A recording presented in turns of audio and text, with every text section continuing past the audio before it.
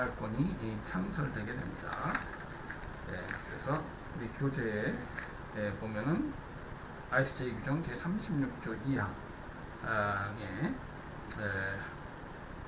이 선택조항 관련한 조항이 있습니다. 재판소 규정의 당사국은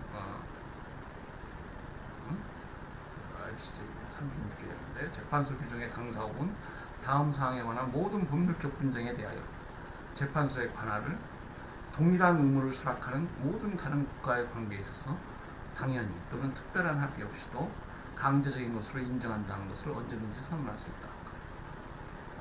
그러니까 아까 말씀드린 대로 분쟁을 ICJ의 절차에 따라 해결하자 특별한 합의가 있으면 가능해요. 근데 이제 선택 조항을 수락하면은 그런 특별한 항의 없이도 당연히. 그러니까 이 조항은 우리가 강제 관할권 조항이라고 합니다. 그러나 그 본질은 국내 사법절차 같이 본래적 의미 강제 관할권이 아니고 선택 조항을 수락한 나라들 사이에서 만 인정되는 그러니까 결국 이 강제 관할권의 근거는 국가의사입니다. 당사자인 국가의사에 기반하고 있어요. 국내 사법절차에서는 우리 개인의 의사와 상관없이 검찰이나 법원이 뭐 형사 수사를 하고 기소하고 처벌할 수 있죠. 국제법이니까 이건 국가의사에 기반해야 됩니다. 그러니까 선택조항을 수락하는 것이 국가의사이고요. 그런 선택조항을 수락하게 되면 강제관할권이 창설됩니다. 아시죠? 예. 그리고 이 선택조항에 따라서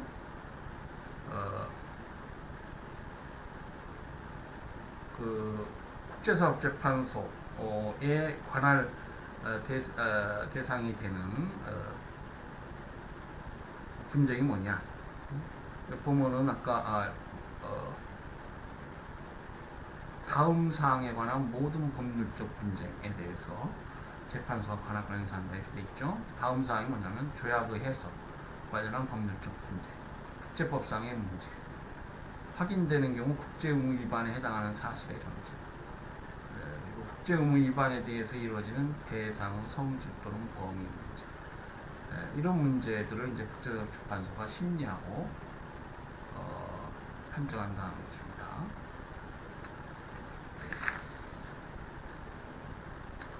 자, 이 선택조항의 법적 성격 관련해서 ICJ 선례가 있습니다. 영어로 된 원문 선례를 간략히 보겠습니다. Any state party to the statute. statute는 이건 ICJ 규정을 말하죠. 당사자. 이게 이제 ICJ 규정이니까 국가죠. ICJ 규정 당사국 국가. In adhering to the jurisdiction of the court in accordance with Article 36, paragraph 2. 자, 이 36조 2항에 따라서 사법재판소, 국제사법재판소 관할권을 수락하는 그런 나라는 accept jurisdiction in its relation with states previously having adhered to the clause. 자, 선택조항을 수락했다. 그러면 이제 미리 선택조항을 수락한 나라도 있겠죠. 그런 나라들과의 관계에서 국제사법재판소의 강제관할권 창설을 수락한다는 것이죠. At the same time, it makes a standing offer to the other states party to statute, which have not yet deposited a declaration of acceptance. 동시에 다른 국가 당사자들에 대한 스탠딩 오퍼 하나의 제안이 된다. 아직 그 선택 조항을 수락하지 않은 나라들에 대해서 자신의 국제사법재판소 관할권 수락 제안을 한다는 의미를 갖는다. 그러니까 A국이 선택 조항을 수락했다. 그 이전 국가들과의 관계에서는 이제 강제관할권이 당연히 창설되고 받아들인다는 의미로요. A국이 수락한 이후에 뭐 다른 나라들이 또 나중에 수락할 수 있겠죠. 그 나라들에 대한 관계에서는 하나의 오프가 된다. 스탠딩. 나는 앞으로 그 선택조항을 수락하는 다른 나라들과의 강제관할권 창설을 받아들이겠다. 라는 제안이 된다는 것이죠. The day one of those states accepts that offer by depositing in its turn its declaration of acceptance. 그러니까 depositing 그 수락 선언을 제출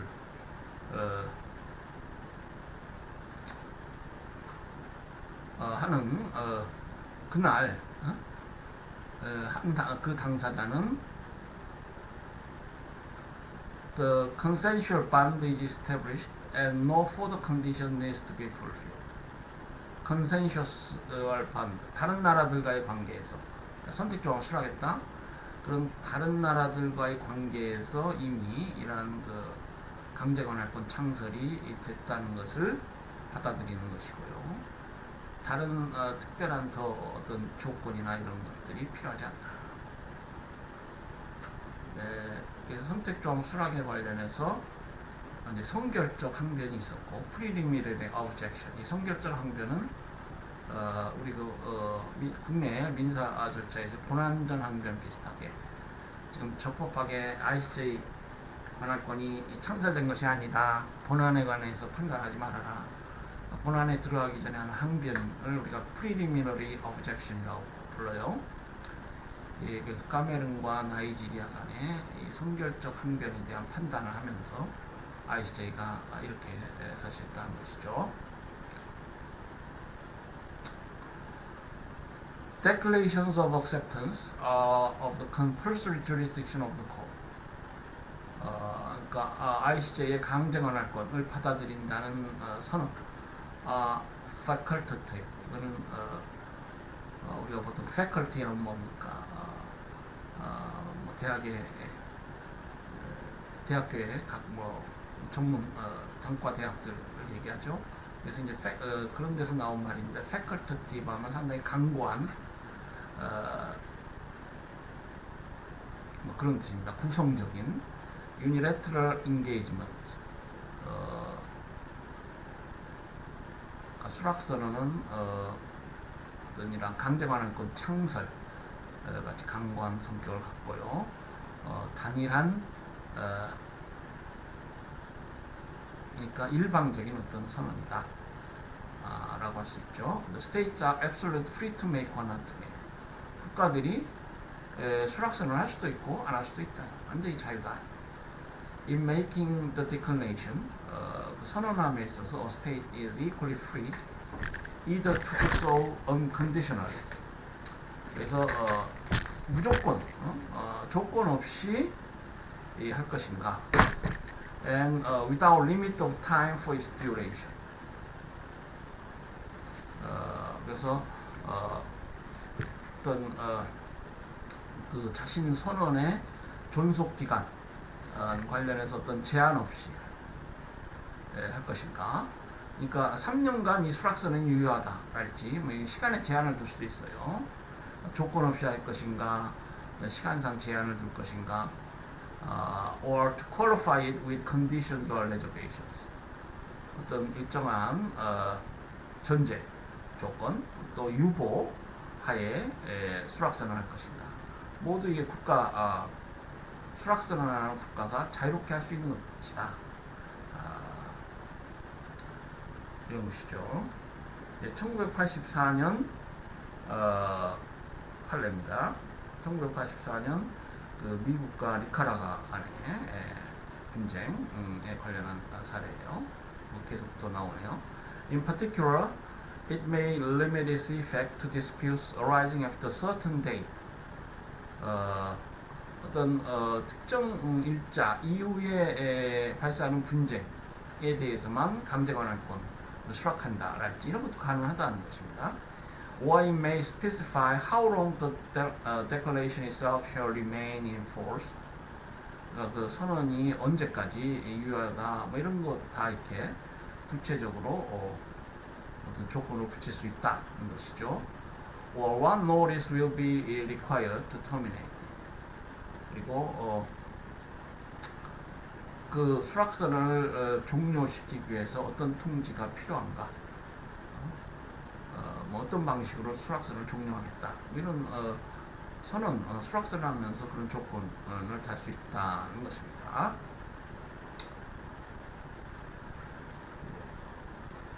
자, 지금 2016년 12월 현재 66개국이 선택조합 수락에 관한 수락선언을 하고 있고, 그중 3세계 국가들도 상당히 포함되어 있다고 해요. 이 3세계 국가들은 어떤 국제사회의 어떤 이상을 중시하고, 그러니까 그 선호합니다. 현실 국제정치보다는. 그래서 국제법에 좀 친한데, 다만 이 국제사업재판소와 관련해서는 이게 잘 안 친해요. 국제법에는 친한데, 이 국제사업재판소는 엄격한 사법적 분쟁 해결 제도고, 선진국 위주, 그리고 선진국의 이익을 대변하는 것이다. 뭐 이렇게 오해를 하는, 실제로 그런 측면도 좀 있긴 하지만, 그런 나라들이 많아서 잘 안 친한데, 지금 최근의 경향은 꼭 그렇지만도 않아요. 제3세계 국가들도 국제사업재판소를 많이 이용하고, 그리고 지금 수락선언 한 나라도 제3세계 국가들이 꽤 됩니다. 자, 1957년도 사례인데요. 선택조항에 대한 수락을 하고 유보를 하고 수락을 했어요. 그러면은 유보를 하게 되면은 그 유보에 따라서 그 선택 ICJ가 관할권을 행사할 수 없는 제한이 붙는 것이죠. 관할권을 받아들이되 유보를 하면서 받아들인 거예요. 그럼 A국이 어떤 유보를 하고 관할권을 받아들였다. 그런데 B국하고 이제 분쟁이 있다. 그러면은 이 유보는 상호주의적으로 적용됩니다. 그러니까 A국이 한 유보를 B국이 주장할 수가 있어요. 너 이런 유보를 하고 수락선을 하지 않았느냐. 그러니까 그 지금 유보에 해당이 되니까 지금 ICJ가 관할권 행사할 수 없다. 이렇게 주장할 수 있다는 것입니다. 그것이 선택조항에 대한 유보의 상호주의적 적용입니다. 자, 이 사례를 보면은 이제 노르웨이와 프랑스 간의 분쟁인데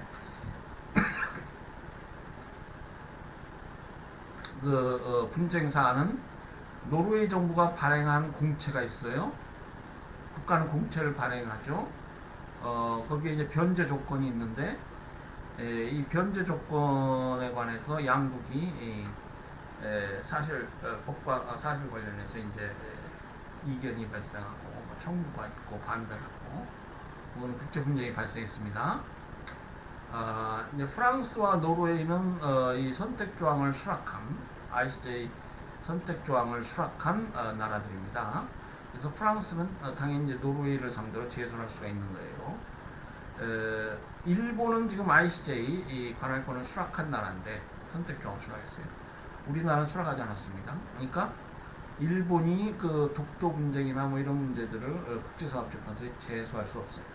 왜? 우리나라가 ICJ 선택조항 수락이 아니기 때문에.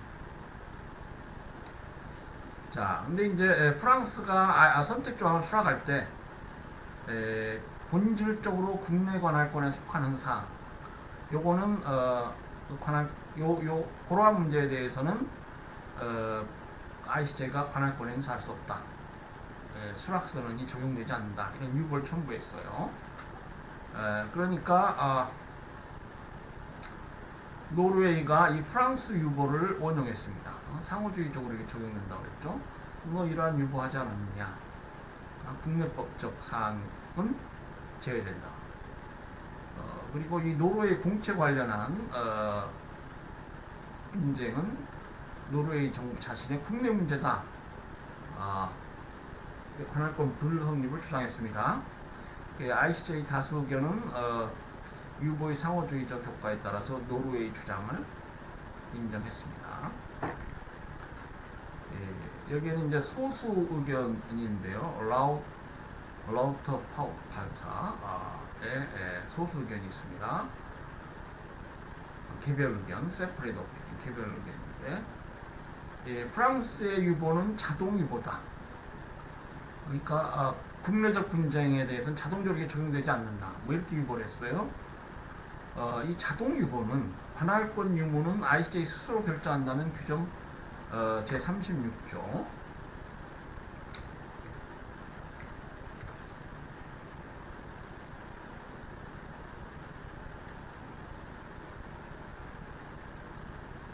제36조 위반된다. 이렇게 주장했습니다. 아유, 이게 그 슬라이드 넘기기가 좀 쉽지 않네요. 예, 미안합니다. 36조 6항 위반이므로 무효라고 봤습니다. 자동이 보니까 이거는 효과가 없다. 더 나아가서 그럼 이게 무효면 어떻게 되느냐? 그런데 이 무효라면은 프랑스의 선택조항 수락 자체를 무효로 봐야 된다. 왜? 이 유보가 없으면 이 유보가 무효라면 프랑스가 이 선택조항을 수락하지 않았을 것이다. 그렇다면은 이 유보는 프랑스 입장의 본질적 내용을 부정하고 이 유보의 무효는 결국 선택조항 수락 전체를 무효로 하게 된다. 그러니까 일부 무효의 경우에 그게 본질적인 부분의 무효라면은 전부 무효가 된다. 우리 민법 총칙관에서 그런 법 아이디어가 있죠. 비슷한 지금 법리를 주장하고 있습니다. 따라서 노르웨이도 프랑스 유보를 운영할 수 없다. 그러니까 선택조항 수락 자체가 무효니까 그것이 유효하다는 걸 전제로 뭐 상호주의적으로 프랑스의 유보가 적용된다 이렇게 주장할 수 없다는 것입니다. 예, 그렇게 되면은 이제 어떻게 되겠어요? 뭐 프랑스 선택조항 수락 자체가 무효가 되지만은 일단 뭐 제소를 해서 노르웨이가 적극적으로 권한에 관해서 진술하고 다퉜다면은 ICJ 규정 관할권이 그대로 성립할 수 있을까요? 뭐 이러한 법리에 따라서 이것이 법적 결과가 될 것인가는 또 좀 논란이 있겠습니다. 어쨌거나 이거는 개별 의견이고요. ICJ 다수 의견은 자동 유보가 지금 현 ICJ 규정상 가능하냐, 유효하냐 이런 문제를 정면으로 다루지 않았습니다.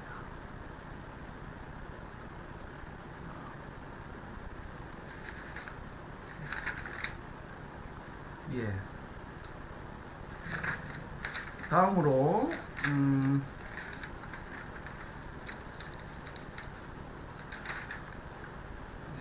뭡니까? Case Concerning East Timor 1995년도 사건인데요. 이 사건은 이제 판결과 제3국의 법익 관련한 사례입니다. 그러니까 이게 사법기관이니까요. 우리 교재 1016페이지인데요. 사법기관이니까 어떤 당사자, 그러니까 이 사법기관은 애드버서리 시스템이라고 그러죠. 당사자주의 이것이 기본 프레임워크입니다.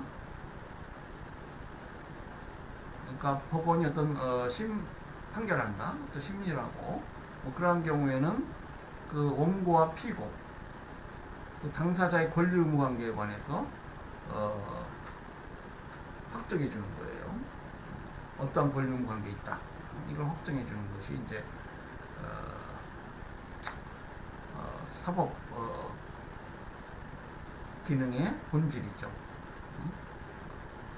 애드버서리 시스템은 그러니까 원고와 피고로 나뉘어서 형사소송에서 국가가 검사가 원고 역할을 하죠. 민사소송에서는 이제 시민 간에 원고와 피고가 있죠. 이건 형사 사건에서는 피고가 아니고 피고인이라고 합니다. 그래서 다투게 되면은 정반합, 정이 있고 반이 있고 반대하는 게 있고 합이 있어서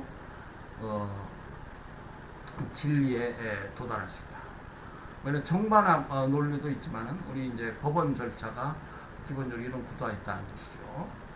네, 그래서 이제 뒤에 소송 참가, 당사 참가, 비당사 참가 뭐 그런 문제들도 나오겠습니다만은 제3국의 법익이 관련된 경우에는 그 부분에 관해서는 ICJ가 심판권 행사해서는 안 된다 이런 것입니다.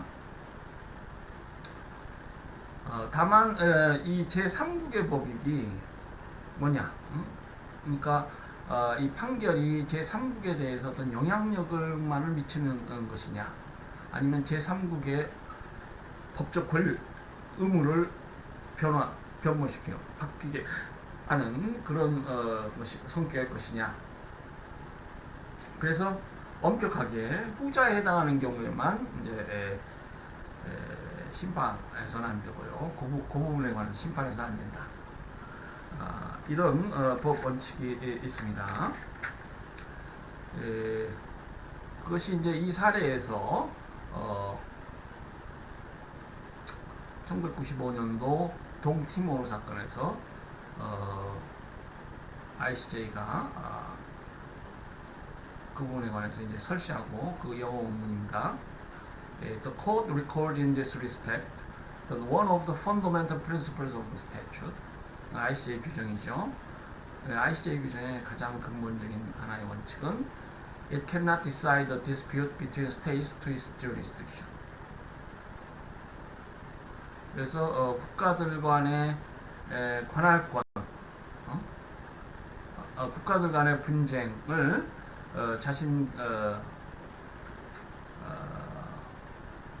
자신들의 관할권으로의 어떤 차원에서 이걸 결정해서는 안 된다. This principle was reformed. 그러니까 당사자국 간에만의 당사자국 간의 분쟁에만 어떤 심판권을 행사할 수 있다는 것입니다. This principle was reaffirmed in the judgment given by the court in case concerning monetary gold removed from Rome in 1943. 그래서 이 원칙은 monetary gold, 그러니까 화폐, 금, 화폐적 성격을 갖는 금 사건에서 확인되었다. 그래서 이 원칙을 monetary gold principle이라고 부릅니다. 제3국의 법익이 걸려있을 때는 재판권을 행사할 수 없다. 이 것이죠. Confirmed in several of its subsequent decisions. 그러니까 이 monetary gold 원칙은 그 이후 여러 판례에서도 확인이 되었다. However, the court considers that the erga omnes character of a norm and the rule of consent to its jurisdiction are two different things. erga omnes라는 건 뭐예요? 강제기본, 대세적 의무, 거기에서 우리가 나왔죠. 그러니까 이것은 국가 의사에 상관없이 국제사회에서 모든 나라들이 어떤 존중해야 될 대세적 성격의 의무다. 객관적 규범 영역이다. 이게 좀 희미하지만 이런 영역이 지금 국제법에 있다라는 것이죠. 그래서 이런 대세적 의무 문제하고 그 ICJ 관할권에 동의를 주는 그런 ICJ 관할권을 창설하는, 동의하고 창설하는 그런 문제는 다른 문제다. 이건 실제법적 문제고 이건 관할권 관련한 문제다라는 것이죠. Whatever the nature of the obligations involved, the court could not rule on the lawfulness of the conduct of a state. 그래서 그것이 대세적 의무든 조약에서 파생하는 의무든 상대적 의무든 법원은 당사자 아닌 국가의 행위 합법성에 관해서 심판할 수 없다. 그런 것입니다. 그러니까 이제 지금 분쟁 당사국이 이거는 대세적 의무 관련한 것이고 그렇기 때문에 이게 당사자는 아니지만은 법원이 판단해줘야 된다 이렇게 주장했겠죠. 그렇지 않다는 것입니다. 관할권 창설 문제하고 대세적 의무는 다른 문제다. Lawfulness of the conduct of another state. 다른 국가의 행위가 합법적이냐 이거 판단할 수 없다. Which is not a party to the case. 그 사안에 관한 당사자가 아닌 경우에. 그러니까 이 국제법상 언젠가 우리 뭡니까 주권 면제의 원칙이 있고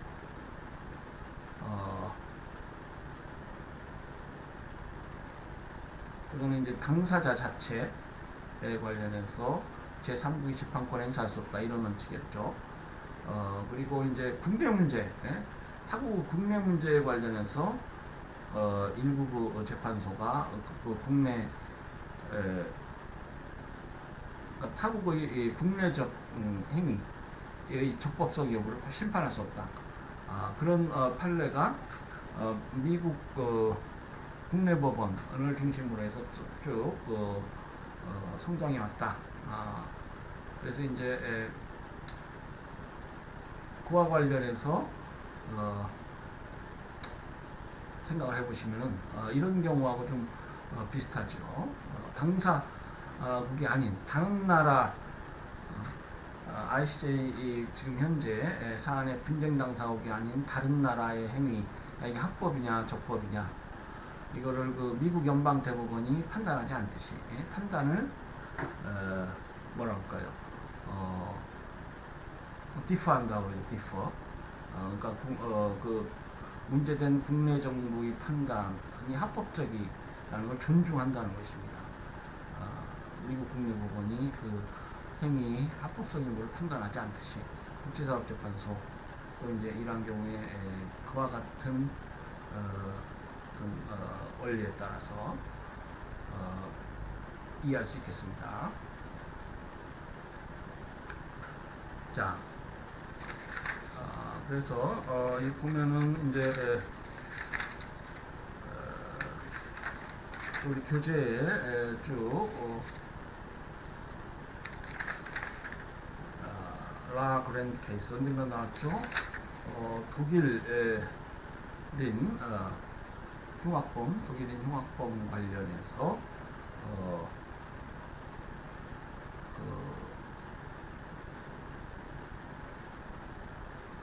ICJ가 미국 정부에 대해서 라그란드에 대한 사형 집행을 중재하는 잠정 조치를 내렸는데 그것이 국내적으로 존중되지 않은 그런 사례죠.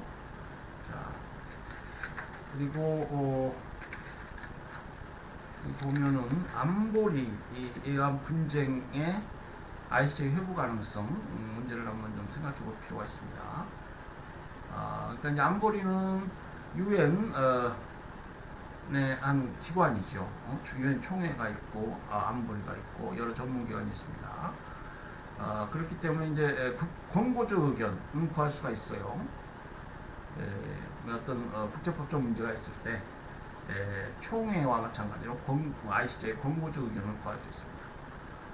이건 전문기관과 달리 총회하고 동일하게 모든 국제법적 문제에 관련해서 권고적 의견을 구할 수 있습니다. 그래서 이제 총회의 승인을 얻은 전문기관도 권고적 의견을 구할 수 있는데 이 전문기관들은 이제 자신의 전문 분야에 관해서만 권고적 의견을 구할 수 있고요. 총회하고 안보리는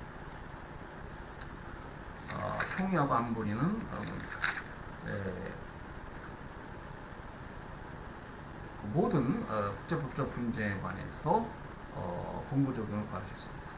문제는 안보리가 권고적 의견을 구하는 것이 아니고 지금 여러 국제적 분쟁이 있는 경우에 이것을 그러니까 A국과 B국이 있다 분쟁한다.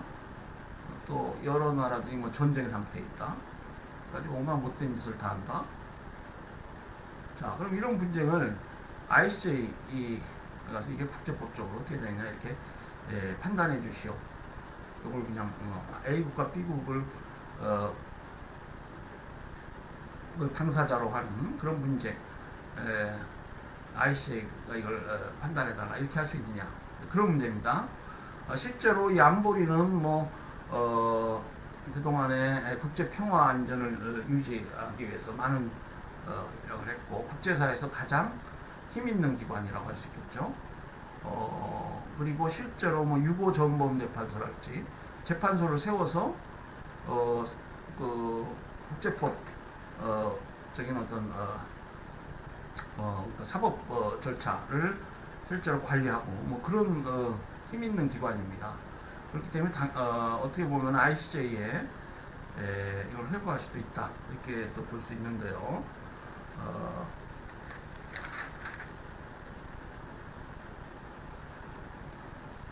그렇지만은 지금 현실적으로 법 체계상 지금 ICJ 규정도 그렇고요.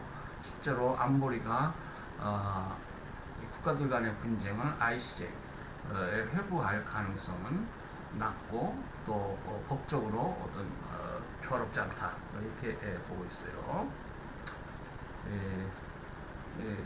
그러나 반대설도 있습니다.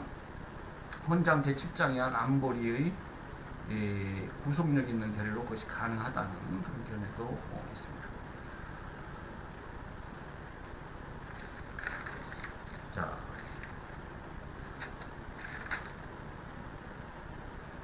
우리 교재 1016페이지에 보면은 검토 부분에서 이에 관련한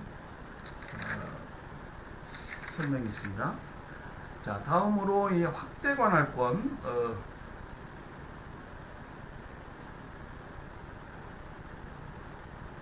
소송 참가에 관한 것이고요. 확대 관할권에 관한 설명이 쭉 있죠. 이 확대 관할권이라는 것은 이제 forum prorogation, 영어로는 그렇게 부르는데요. 피소국의 일종의 사후 동의안 관할권 성립이라고 할 수 있습니다. 그러니까 아까 그 프랑스, 노르웨이 공채 얘기도 했지만은 이 프랑스의 유보선언이 무효이고 따라서 수락선언까지 다 무효다. 그런데 노르웨이가 군안에 관해서 항변하고 진술했다. 그러면 사후동의안 관할권 성립이 있을 수가 있어요. 또 독도 문제 관련해서 일본이 제소했는데 이 우리나라 당사국이 아니니까 관할권이 불성립합니다. 근데 우리나라가 그런 관할권 불성립의 항변을 포기하고 소송에 참여할 의사를 표시하면 재판이 진행될 수 있습니다. 그러니까 우리 국내법상 소위 그 합의관할, 임의관할 이런 개념하고 그 논리가 동일해요. 합의관할, 그 임의관할, 특히 임의관할하고 이게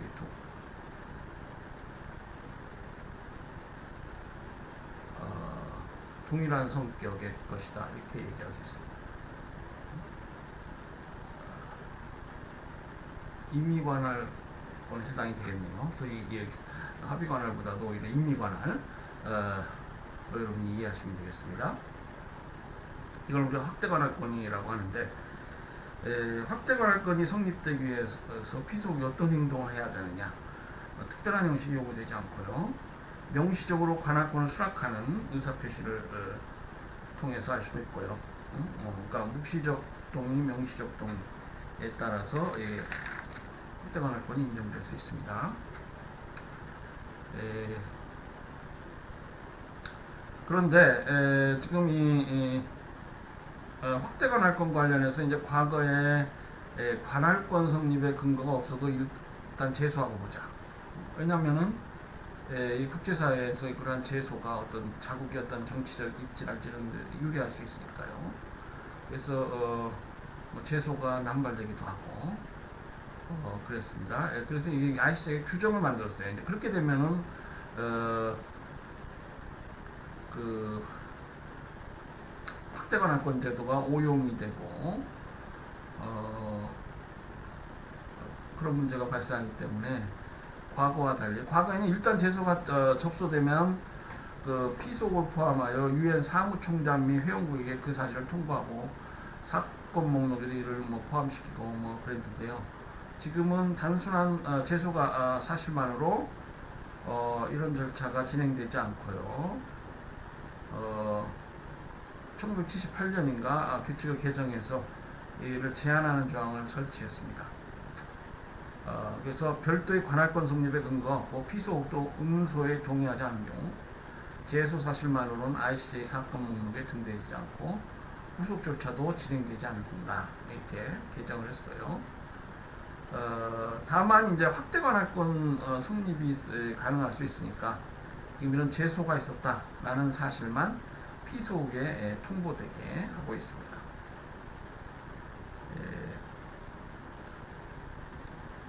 그래서 지금 이 제도에 따르면은 제소가 있으면 또 피소옥의 의사를 ICJ가 직접 묻고 이런 절차가 선행되고 그렇기 때문에 과거하고 달리 묵시적 동의가 있어서 확대 관할권이 창설되는 경우가 매우 제한적이다. 이렇게 말씀드릴 수 있겠습니다.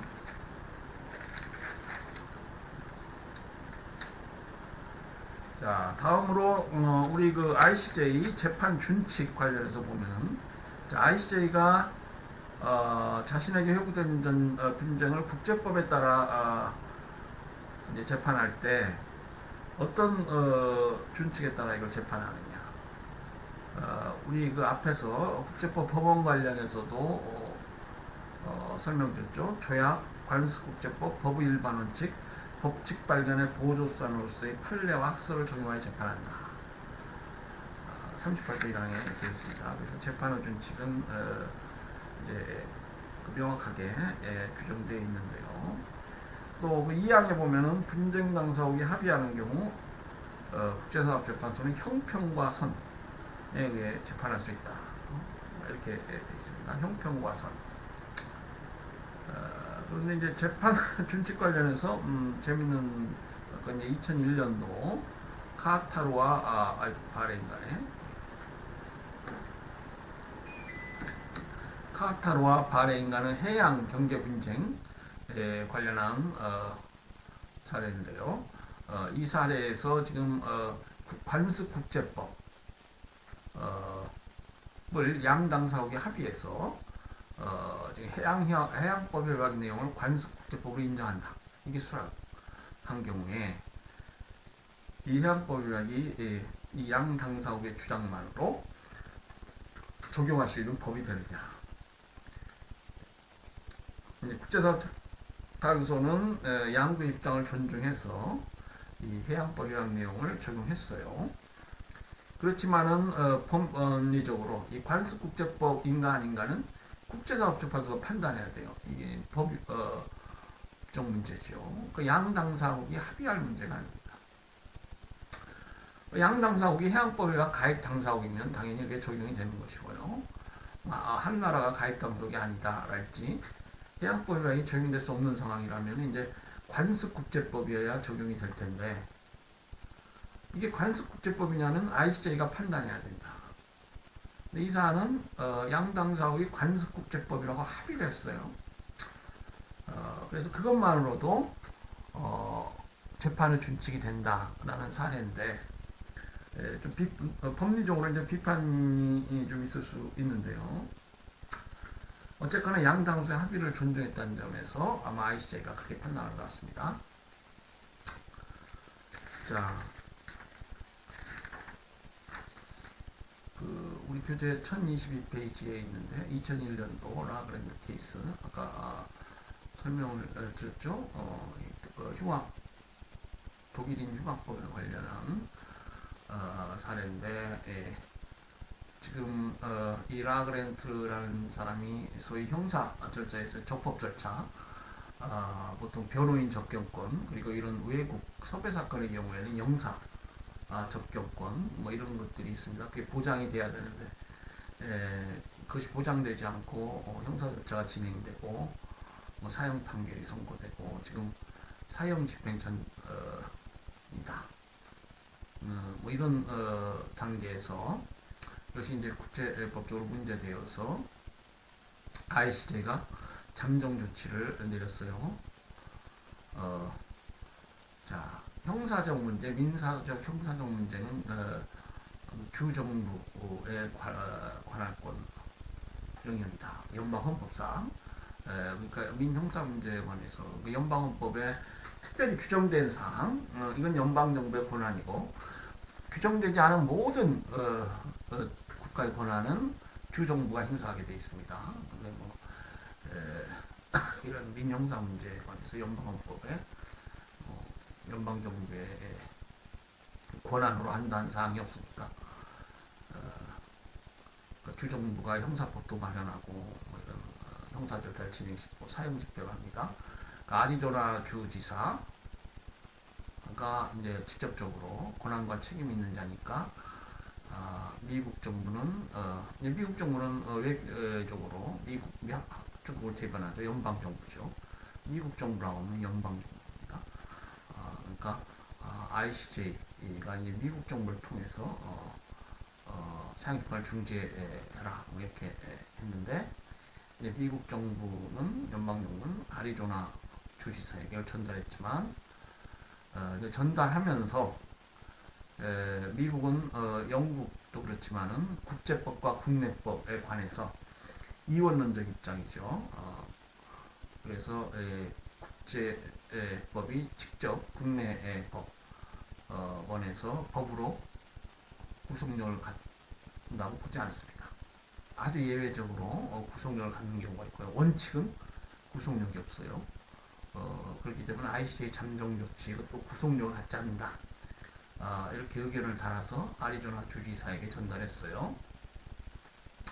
그래서 아리조나주는 결국 ICJ 잠정 조치에도 불구하고 사형을 집행했습니다. 그래서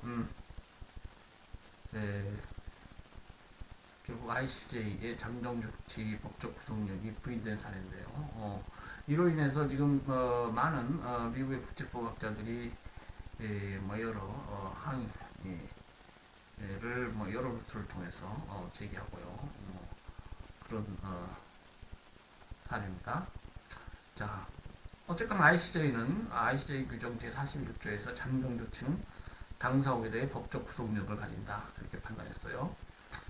자, 볼까요? The contention, the provisional measures indicated on Article 41 might not be binding would be contrary to the object and purpose of the article. 41조, ICJ 규정 41조상의 잠정 조치가 구속력을 갖지 않는다 라고 주장하는 것은 그 41조의 목적과 대상과 목적에 반하는 것이다. 이렇게 판단했어요. 자, 다음으로 이제 우리 교재 1024페이지인데요. 이 반소에 관한 설명이 있습니다. 국제사법재판소 절차도 그 원리적으로는 국내 사법 절차하고 비슷하고요. 우리 민사소송상 반소 제도가 있죠. 카운트 클레임. 그 제도가 국제사법재판소에 되어 있습니다. 국제사법재판소 규정에 되어 있어요. 그래서 피소국은 동일한 재판에서 제소국을 상대로 본소와 직접 관련된 directly connected 이렇게 되어 있어요. 원어로. 그런 반소를 제기할 수 있다. 원어로 보면은 whereas count claim 반소예요. is independent to the principal claim. principal claim은 이제 원래 제소죠. insofar as it constitutes a separate claim. 그것이 개별적인 청구에 해당이 되는 한 that is to say an autonomous legal act the object of which is to submit a new claim to the court. 그러니까 반소가 본소하고 독립적이다 했을 때 그것이 이제 개별적인 어떤 청구인 한 독립적이다 했을 때 그것은 어, 하나의 자동적인 법 행위를 의미하는 것이다. 그러니까 반소는 자동적으로 제기될 수 있다는 것이죠. 그리고 이 반소의 목적은 the object of which is to submit the new claim to the court. 이 반소는 새로운 청구로 봐야 합니다. Whereas at the same time it is linked to the principal claim. 그것이 본소와 관련된 경우에 본소와 관련이 된다. 동시에 이게 본소와 관련이 된다. 말이죠. Insofar as formulated as a counterclaim. 반소로 구성되어서 청구되는 한에는 그것이 본소와 우리 법률 용어로는 결련성,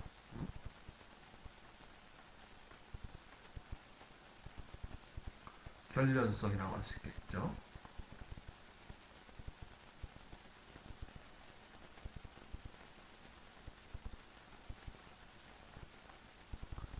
네, 결련성. 이 한자가 이게 어떤 한자인지 모르겠네요. 연관된 한자인가? 예, 아마 이렇게 써야 될 것 같은데. 결련성.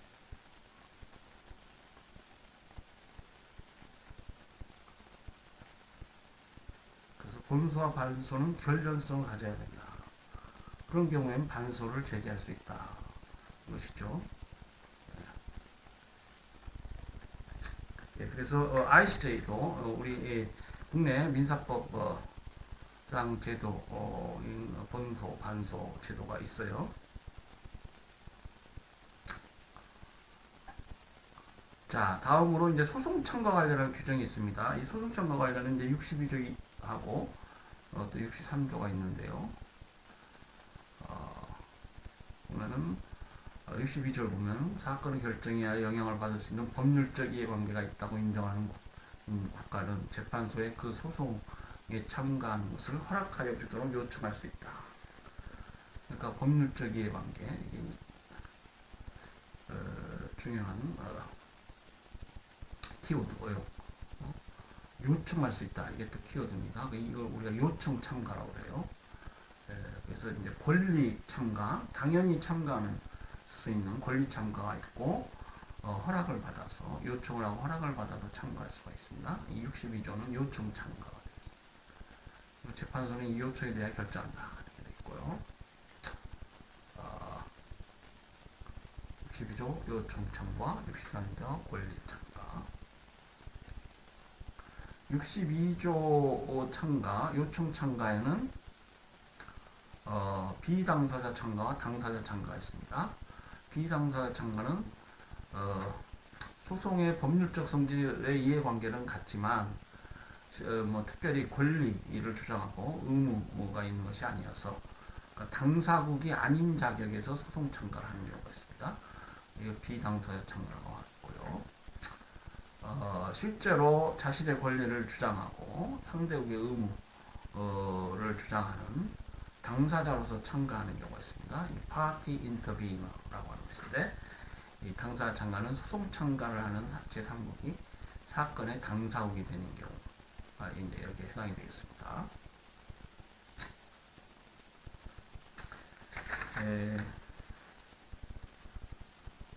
지금 PCIJ 설립 이래 근 70년 만에 1990년 엘살바도르 온두라스 국경 분쟁 사건에서 니카라과가 비당사자 참가를 요청했고 그것이 허용된 최초의 사례가 되겠습니다.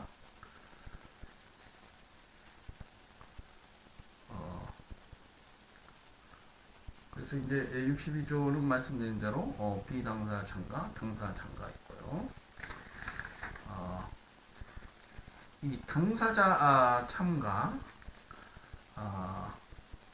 의 경우에는 소송 당사국과 소송 참가국 간의 재판 관할권이 이제 있어야 됩니다. 그러니까 A국과 B국이 지금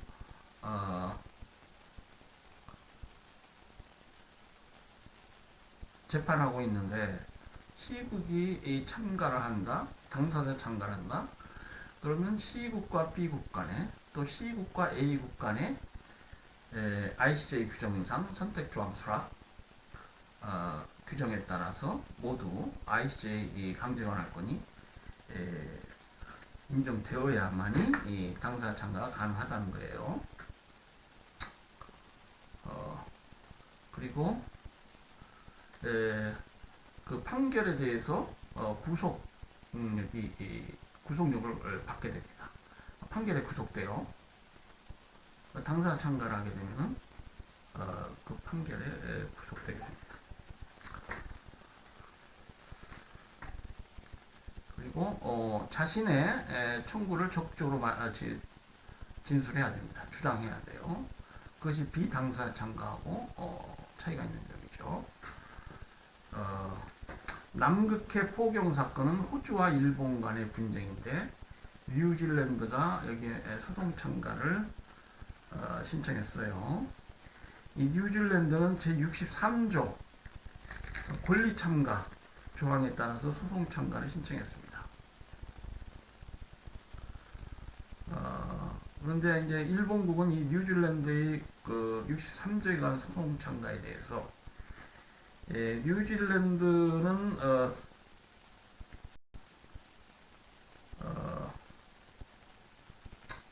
원고국인 호주와 동일한 법률 관계에 있기 때문에 63조가 아니라 제62조에 따라서 62조에 해당한다 이 말이에요. 요청 참가를 해야 한다.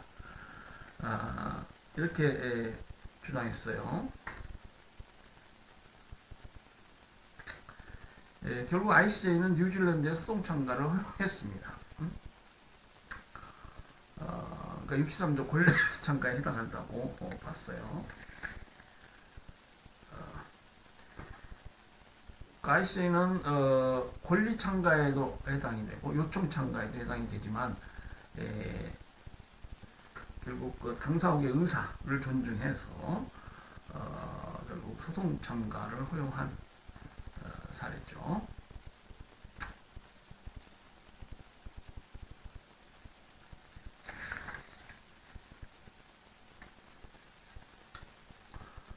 그리고 63조 이제 권리 참가 조항을 보면은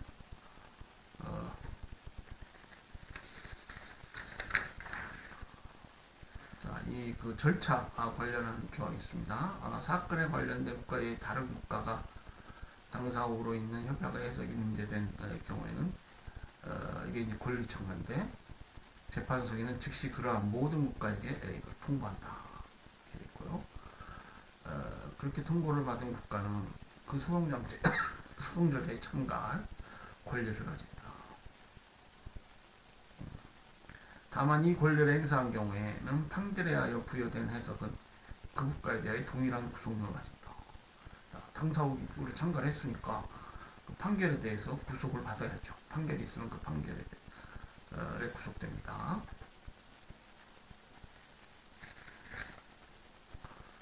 자, 소송 참가의 의미가 뭐냐? 2011년 사례에서 우리 ICJ가 이렇게 설치했어요. 네, 영어로 된 원문입니다.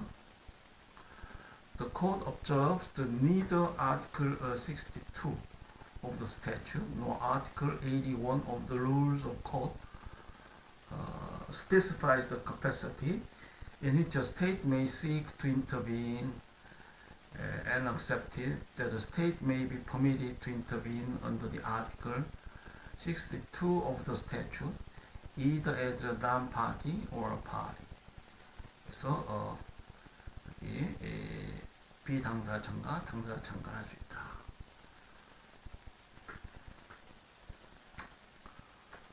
may seek to intervene. 이거는 이제 참가를 구한다는 것이죠.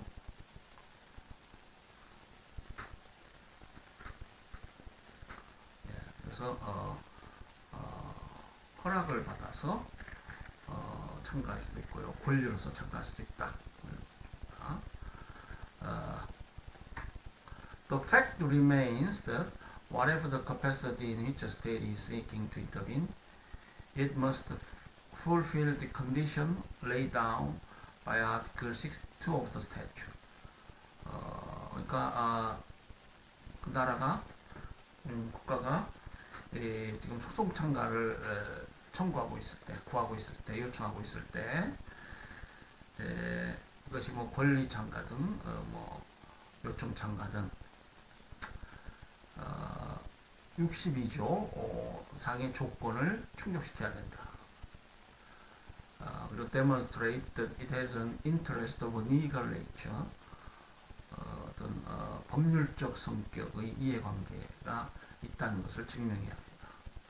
Which may be affected by the future decision of the court. 그러니까 이제 판결이 있게 되면 future decision은 이제 참관해가 절차가 진행되어서 재판소가 판결을 내리게 되면 거기에 영향받을 어떤 법적인 차원의